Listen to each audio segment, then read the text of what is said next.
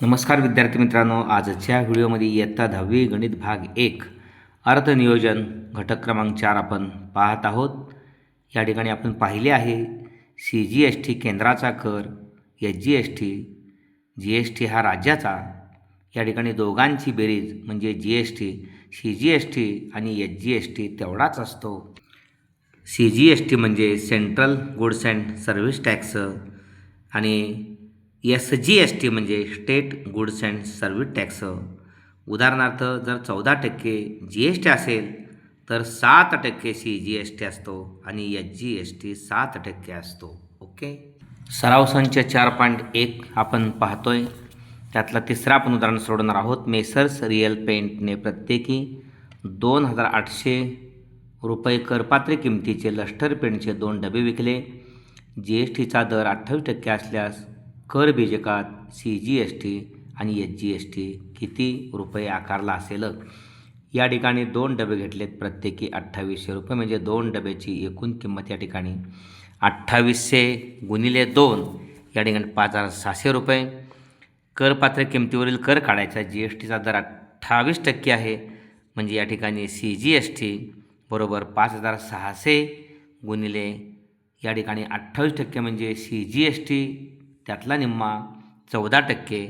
5,600 गुणिले 14/100 जो काय असेल ते 0.2 जाऊन 56 गुणिले 14चा गुणाकार 784 येतो. SGST 784, CGST 784 रुपये.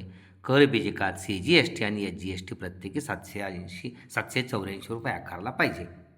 लष्टर पेंटची एकूण विक्रीची किंमत 2 गुणिले 2800 रुपये, 5,600 रुपये. सविस्तर आपण पाहतोय करपात्र किंमत ही 5,600 रुपये आहे. करपात्र किमतीवरच GST असतो, त्यामुळे या करपात्र किमतीवर कर काढू. GSTचा दर 28% आहे, मग CGSTचा दर आणि SGSTचा दर बरोबर 28/2 14 रुपये. ओके. CGST 14%नं 5,600चा ह्या 2 शून्य गेल्या. 56 गुणिले 14 संग 84ला 4 हातचे आले 8, 14×5 70 आणि 8×8 784 रुपये. SGST सुद्धा 784 रुपये, म्हणजे कर बीजकात CGST आणि SGST प्रत्येकी 784 रुपये आकारावा लागेल. ओके. पुढचा प्रश्न आहे. एका रिस्टवॉच बेल्टची करपात्र किंमत 586 रुपये आहे.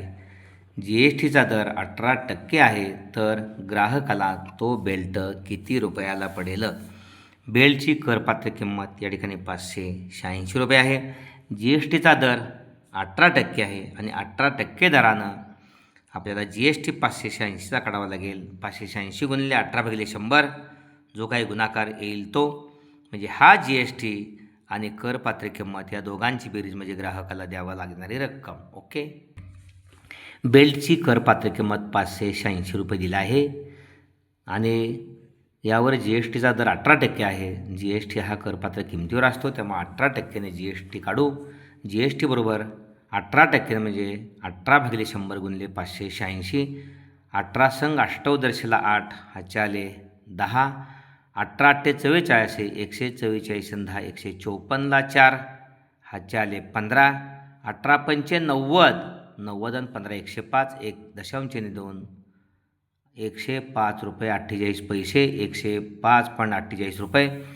ग्राहकाला या ठिकाणी द्यावी लागणारी जी रक्कम आहे ती करपात्र किंमत रिस्टबेल्टची आणि अधिक GST 586 अधिक 105.48, 586 आणि 105, 7 5 11 1 हातच्याला 1, 8 आणि 0 आणि 1 9 आणि 5 आणि 1 6 आणि हे 0.48 691 रुपये 48 पैसे ग्राहकाला द्यावी लागणारी रक्कम आहे.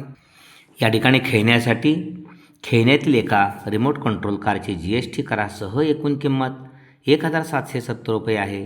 GSTचा दर 18% आहे, तर त्या कारची करपात्र किंमत आणि त्यावरील CGST आणि GSTचे गणन करा.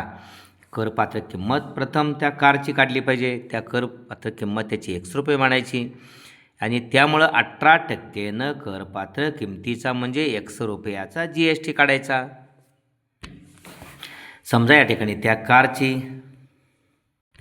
कारची करपात्र किंमत आपण 100 रुपये मानली. या किमतीवर 18% GST दरानं GST भरलेला आहे, म्हणजे GST बरोबर 18/100 गुणिले 100, 92 18 आणि 50 100, 9 100/50 हा GST आहे. येथे बीजक मूल्य म्हणजे करासहित एकूण किंमत 1770 आहे. 1770 हे बीजक मूल्य आहे. म्हणजे करपात्र किंमत अधिक जी एस टी. करपात्र किंमतीवरील जी एस टी करपात्र किंमत एक्स आहे आणि एक्सवरील जी एस टी 18%नं 9x/50 बरोबर बीजक मूल्य 1770 रुपये. हे सोडवायचं. छेद सारखा नाही म्हणून तिरकस गुणाकार 50x अधिक 9x भागिले 50 बरोबर 1770. 50x 9x 59x बरोबर 1770 गुणिले 50. x बरोबर 1770 गुणिले 50 59 पलीकडे जाऊन भागिले जाणार आहे. या ठिकाणी 3 आपण गुणलं 59 तिरकं 177 तीनापाची 3 9 27ला 7 हातचे आले 2 तीनापाची 15 9 17 49 तिरकं आणि हे 0. 30 गुणिले 15 x बरोबर 1500. करपात्र किंमत 1500 रुपये.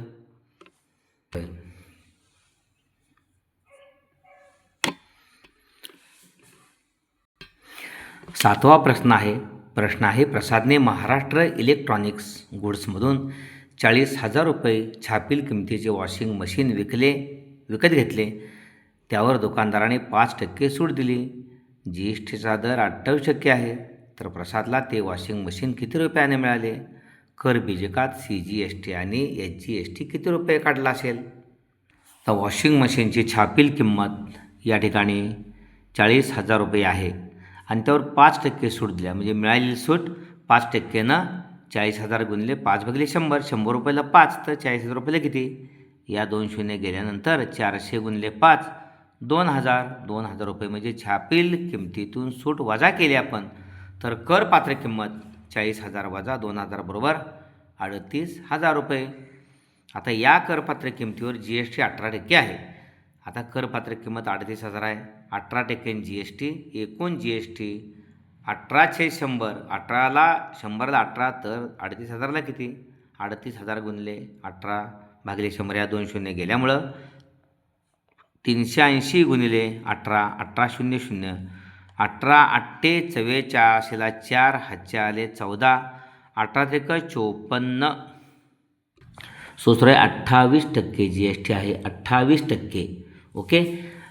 100ला 28 तर 38,000ला किती? या 2 शून्य गेल्या 28 0 0 या ठिकाणी 28 8 224 224ला 4 हातचे आले 22 28 त्रिक 84 84 आणि 22 4 2 6 8 2 10 106 म्हणजे 10,640 रुपये हा एकूण जी एस टी आहे.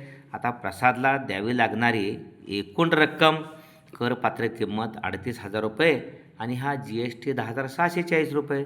या दोघांची बेरीज हे 0 हे 4 आणि 0 4 हे 6 आणि 0 6 आणि 38 आणि 10 48 48,640 रुपये प्रसादला द्यावी लागणारी रक्कम आहे. जी एस टी आणि करपात्र किंमत दोघांची मिळून 38,000वरचाच हा जी एस टी आहे. मग हा जी एस टी 10,640 तरी सी जी एस टी त्याच्या निम्मा जी एस टी भागिले 2 10,640 भागिले 2 2 10 2 3 6 2 2 4 2 0 0 5,320 रुपये हा सी जी एस टी आणि एच जी एस टी तेवढाच 5,320 रुपये. त्यामुळे प्रसादला ते मशीन 48,640 रुपयांना मिळाले आणि या बिलावर सी जी एस टी आणि एच जी एस टी प्रत्येकी 5,320 रुपये द्यावा लागला. ओके. 6वं उदाहरण या ठिकाणी तुम्ही सोडवायचं आहे. मी समजावून देतो. या ठिकाणी टिपटॉप इलेक्ट्रॉनिक्सने एका कंपनीला 1.5 टनाचा व करासह 51,200 रुपये किमतीचा एअर कंडिशनर या ठिकाणी पुरवला. म्हणजे ए सी एअर कंडिशनरवरील सी जी एस टीचा दर 14% आकारला तर बीजकात खालील बाबी किती दर्शविल्या असतील ते काढायचं आहे. या ठिकाणी या जी एस टीचा दर, ए सीवरील जी एस टीचा कर, ए सीची करपात्र किंमत, जी एस टीची एकूण किंमत, सी जी एस टीची रक्कम आणि एच जी एस टीची रक्कम आपल्याला काढायची आहे. येथे सी जी एस टीचा दर आहे तो 14% आहे. सी जी एस टी आणि एच जी एस टी दर समानच आहेत. त्यामुळे एच जी एस टीचा दर हा 14% आहे. सी जी एस टीचा दर 14% असेल तर एच जी एस टीचा दर 14%. हे पहिल्याच उत्तर आहे. आता ए सीवरील जी एस टी काढायचा आपल्याला. हा जी एस टी 14% SGST आणि 14% CGST दोघांची बेरीज 14 आणि 14 28%. ओके. एसीवरील GSTचा दर CGSTचा दर अधिक SGSTचा दर 14% अधिक 14% बरोबर 28%. म्हणजे दुसऱ्या प्रश्नाचं उत्तर हे आहे.